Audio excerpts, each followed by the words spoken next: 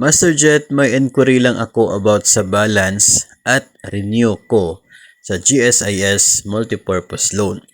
Bakit po ang balance ko ay 270,000 na lang, pero pag nag-renew ako, ang balance na babawasin sa akin ay 278,000. Saan po mapupunta ang 8,000 na difference? Salamat po. So, kapag nag-renew ka, tandaan po natin na hindi lamang po balance ng loan yung ibabawas from your gross loan amount, kundi included po doon ang para sa service fee ng inyo pong utang.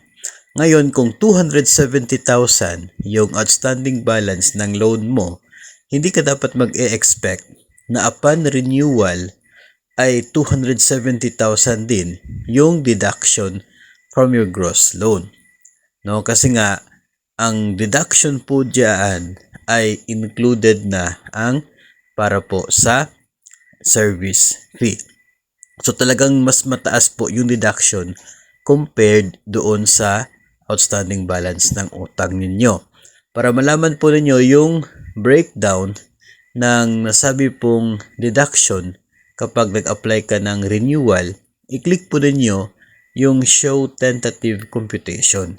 Pagkatapos nyan, makikita po ninyo yung parang breakdown dyan, total deductions, kulay blue, yung figure, yung amount ng total deduction. I-click niyo yung amount na kulay blue at lalabas yung breakdown niya.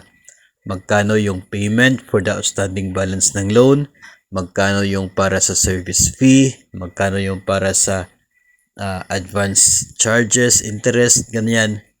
Makikita po ninyo. And doon po ninyo malalaman kung saan napupunta yung nakadeduct mula po sa inyong loan application sa time po na kayo ay nag-renew sa multipurpose loan sa GSIS. At yun po ang magiging sagot kung bakit mas malaki ang deduction compared doon sa outstanding balance ng MPL.